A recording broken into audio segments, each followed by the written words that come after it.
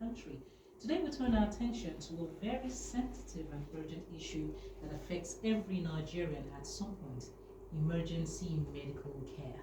When accidents happen or a person suddenly collapses, the difference between life and death can come down to minutes. But across Nigeria, including here in the FCT, there are too many stories of those minutes being wasted. So, our topic today is saving lives or stalling, rethinking emergency care protocols. I'm Okemote Igulesi, your guide today. Stay with us as we ask, how well are your hospitals, responders, and systems equipped to handle emergencies when lives are on the line?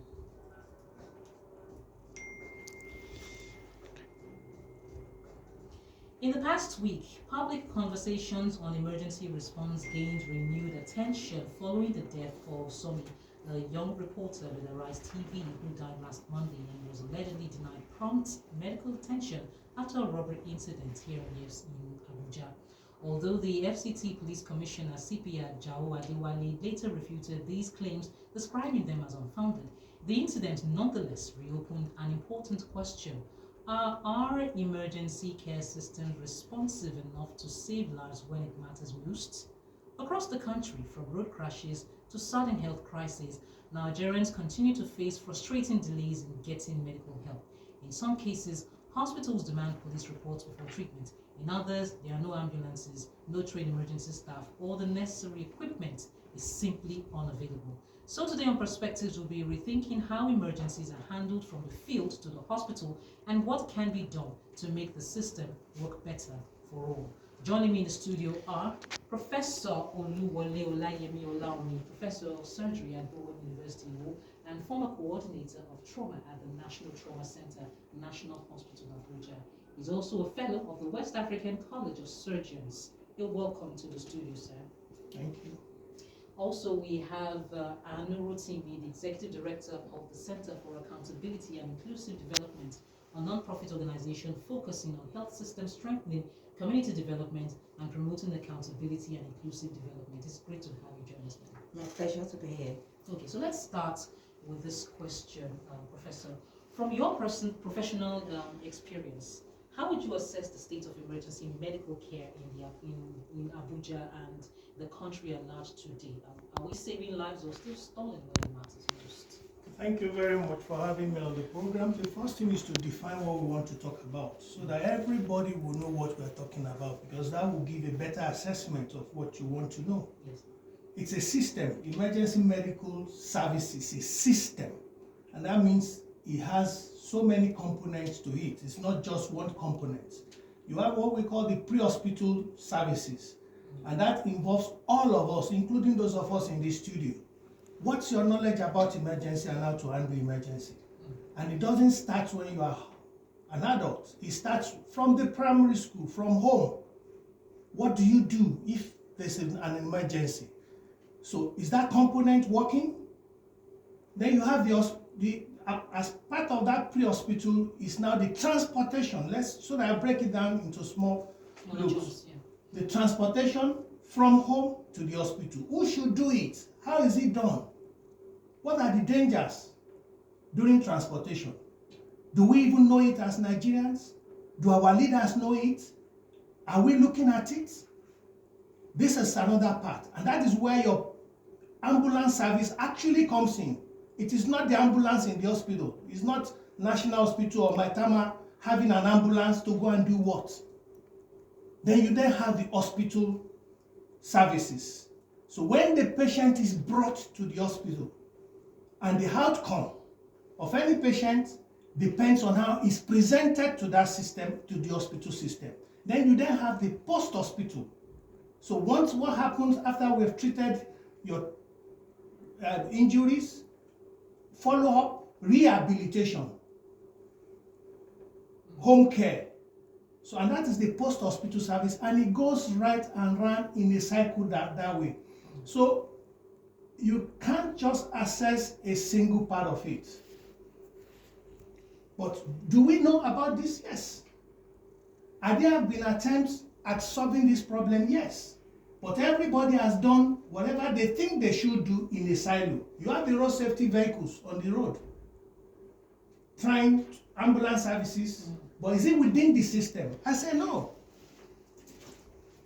There have been a lot of attempts at coordination, but it's not working because every organization that is involved still work just as if they are working alone. Do you have a system of reporting, coordinating this system? We have them in silos. You have coordinating centers. FRCS has their own. Government has established new ones. We have the NEMSAS now. But are they working? No. Let's not deceive ourselves. Because when things like this happen, that everybody now rise up to say what is happening. It's a country. And if you look at that country as single entity, can my hand refuse to bathe the body because it's a hand? And that is what I think we're all doing. We have no first aid education. We should start at home. So we don't know what to do. If my child suddenly falls down at home, don't take me as a doctor, take me as a normal person now. And that's a problem. Okay, now, ma'am, looking back at how far our medical sector has evolved, what lessons can we draw from the way emergencies are handled, both by first responders and then by hospital systems? All right, when we look at the issue of the medical emergency and the emergency services in Nigeria, like Prof has actually highlighted, it is nothing to really write home about as it is right now. Even though our aspiration is that things should get better. However, as it is now, it's nothing to write home about. And, looking at what citizens should do first, capacity, knowledge is at zero level. How many young people, how many adults, how many Nigerians even know what to do when there's an emergency? Now, unfortunately, we had an incident that happened just some days back, right? Thinking through that process, what comes to mind is that what was that first action that was taken, right? What was that procedure? What happened? Did they take minutes taking pictures, trying to do videos? Because that's what we see a lot of people do these days. Now, even that, when you go back and read, they said when the patient got to the hospital was trying to do CPR. CPR should have been done at the point of incidents. Was the patient carried properly? They don't even know what to do. Oh, there was an head injury. Was she properly seated? How was she handled?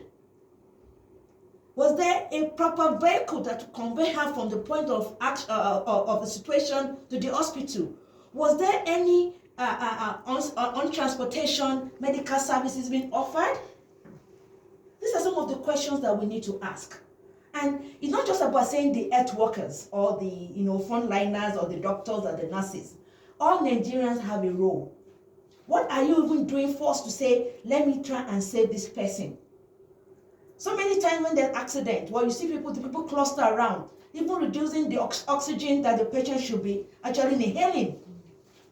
You see that the way they even handle people, everybody is dragging. You see somebody handling their leg and the body is just dangling.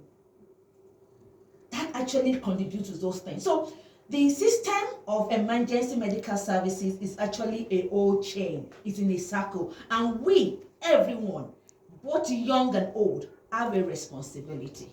Okay, now let's talk about those responsibilities. Who, first of all, is responsible for entertaining, or rather, for educating the general public on how to handle emergencies? Say, for example, you wake up in the morning and your mother collapses at home. What do you do first as a child of such a person? Because more often than not, when we hear the scenarios, we hear that when the person goes to the hospital, the person was already dead on arrival. Say the person slumped.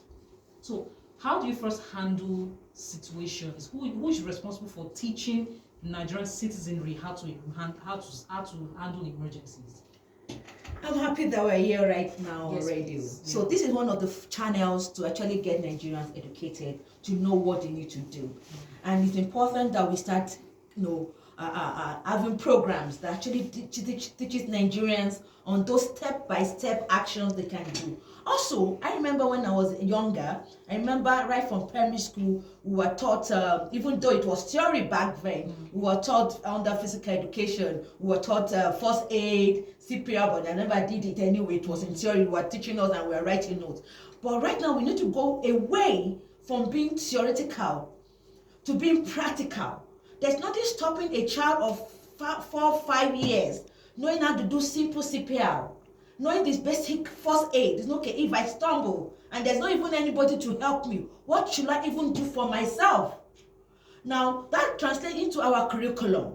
We need to start looking at how to, strengthen our educational curriculum across the layers. So it's in a progressive manner. Children are learning this, and by the time they become adults, it becomes part and parcel of it. I know on NYC camps too, during the national orientation, they do stuff around first aid, but it's actually a few set of people that comes out to volunteer. I don't think it should be voluntary. It should be actually mandatory for everyone to participate in it. Also, I also know that we now have social media. They should make online courses available in different languages. We should do the way we did information around COVID, back then. We should have short, simple messages that demonstrate some of these first aid actions that can be taken when different circumstances happen to Nigerians. Okay, so Professor, from the field level, FRIC, police, paramedics, how coordinated are emergency responders, especially in Nigeria? You talked about all of them working in silos, but let's now expand further on that particular topic. Do we have a unified communication system, or is everybody truly working in isolation? There's no infrastructure